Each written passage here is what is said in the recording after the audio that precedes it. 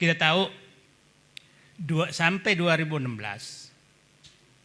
saya menganggap beliau masih memihak kepada rakyat.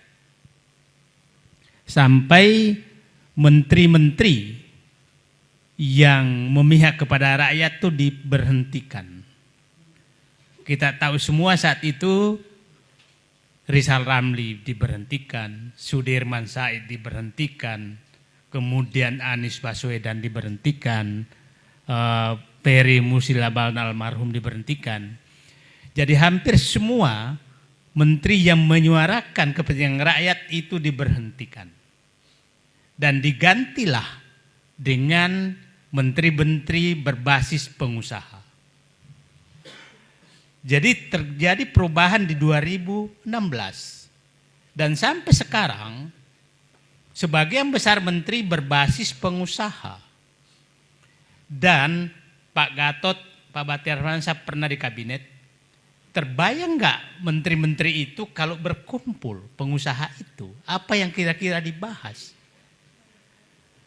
Saya tidak melihat lagi ada menteri berbasis aktivis dan memperjuangkan rakyat. Sekarang tidak ada. Akhirnya terlalu bodoh kita kalau mengharap bahwa ada dalam pemerintahan yang memikirkan rakyat.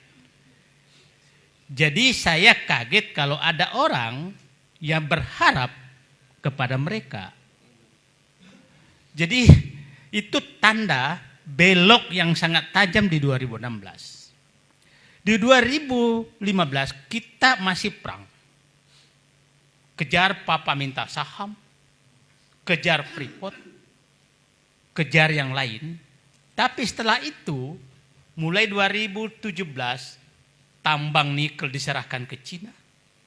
Semua undang-undang yang menghalangi investor itu diubah.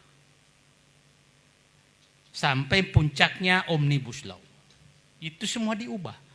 Jadi saya katakan tikungan kudeta oligarki berbasis investasi terjadi di 2016 dan berlanjut di 2000 dan sampai sekarang.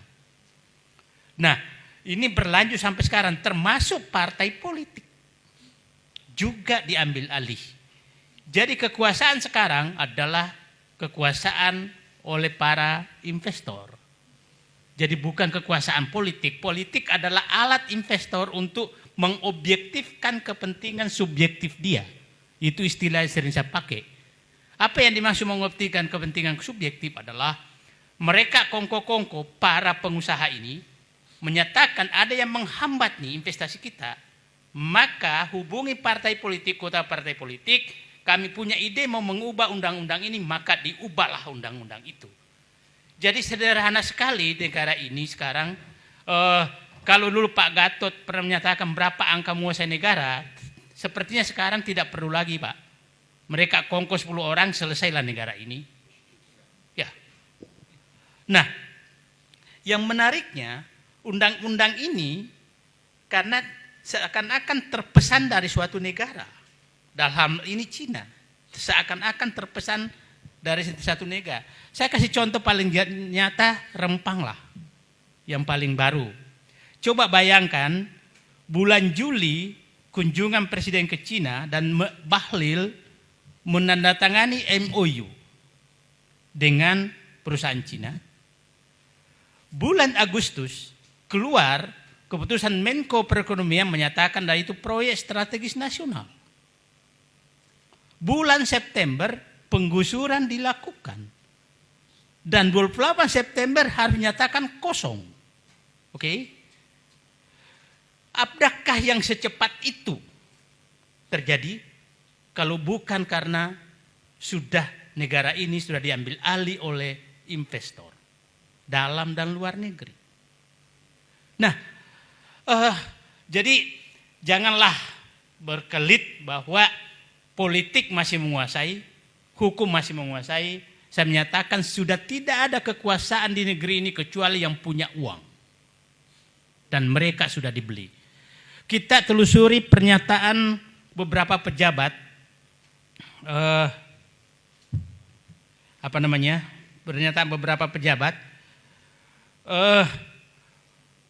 Presiden Jokowi 2019 pada saat kampanye menyatakan siapapun ini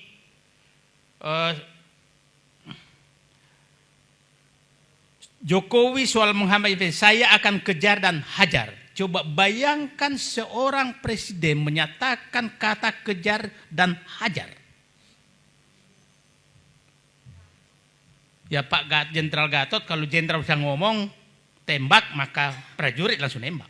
Ini presiden menyatakan hajar. Nah, kemudian Jokowi itu tanggal 14 Juli 2019 itu kampanye presiden. Artinya saat itu mungkin oligarki sudah menyatakan keluarkan pernyataan keras kalau mau menang. Karena tidak lagi perhatikan rakyat. Tidak ada pembelaan rakyat saat itu. Adalah kita hajar. Tanggal 3 Desember 2021 setelah menang, Jokowi perintahkan Kapolri copot Kapolda yang tak kawal investasi. Makanya jangan heran pada saat pesawat mengantar tenaga kerja asing Cina datang ke Sulawesi Tenggara itu dikawal oleh polisi. Dikawal karena akan dicopot kalau dia enggak dilakukan. Nah, kemudian Pak Luhut Desember 2022, 1 Desember, Luhut ancam bulldozer orang-orang yang halang-halangi investasi ke RI. Di bulldozer. Semua kata-kata yang terlalu kasar kepada rakyat demi investasi sudah keluar dari pemimpin tertinggi negeri ini. Jadi kalau yang rempang itu hanya pelaksanaan daripada instruksi tertinggi dari pemimpin negeri ini. Nah, berapa hari lalu Menko Polhukam yang saya sering teman diskusi, yang saya anggap ini Prof. Mahfud MD, di Rempang bukan penggusuran tapi pengosongan lahan. Saya sampai kehilangan akal sehat memaknai kata-kata ini. Pengosongan lahan itu adalah tujuan. Penggusuran adalah cara. Sama dengan land clearing. Land clearing itu tujuan.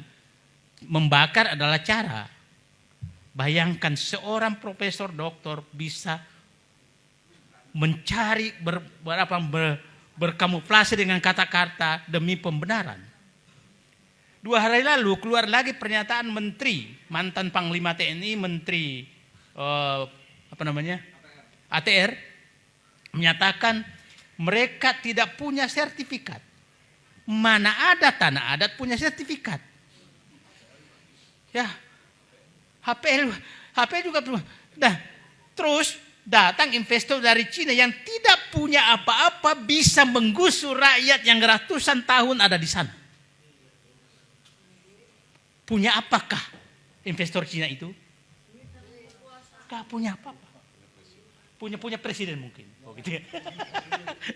Punya uang.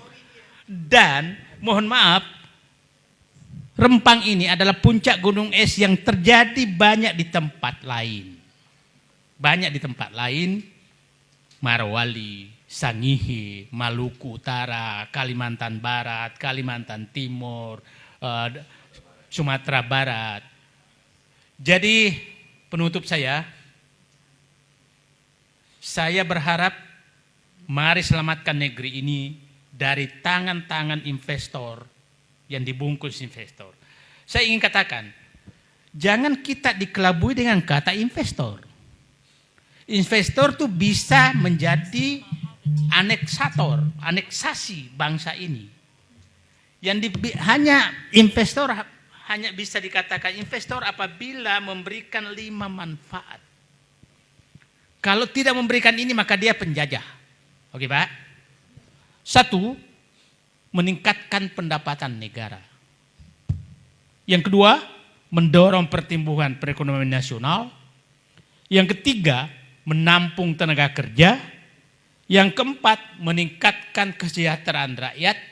Yang kelima, meningkatkan nilai tambah sumber daya alam dan dinikmati oleh rakyat. Itu baru investor namanya. Kalau 5 hal ini tidak terjadi, maka dia adalah penjajah. Jadi jangan sampai yang diundang mereka ini adalah penjajah. Saya ingin ini. Kasih contoh Marwali. Pendapatan negara nggak ada karena dibebaskan pajak selama 20 tahun. Oke. Pertumbuhan ekonomi tidak ada hanya karena itu langsung ke Cina semua. Ada pertumbuhan tapi itu tidak untuk kesejahteraan. Hanya di dalam angka-angka bukan milik kita. Menampung tenaga kerja enggak karena mendatangkan tenaga kerja asing. Memacu pertumbuhan ekonomi tidak karena bank yang digunakan bank Cina, mesin yang digunakan mesin Cina. Tidak ada sama sekali pembelian apa-apa di Indonesia. Nah, terus apa namanya? Bagi saya, investor yang tidak memberikan 5 manfaat seperti yang saya katakan tadi adalah penjajah. Dan penguasa yang mengundang investor yang tidak menghasilkan hal tadi adalah penguasa yang mengundang penjajah kepada negerinya. Apakah kita diam? Dengan terbuka mengundang mereka. Dan selalu saya was-was kalau pemimpin tertinggi negeri ini berkunjung ke Cina. Saya selalu menunggu apa lagi yang akan dijual. Ya, coba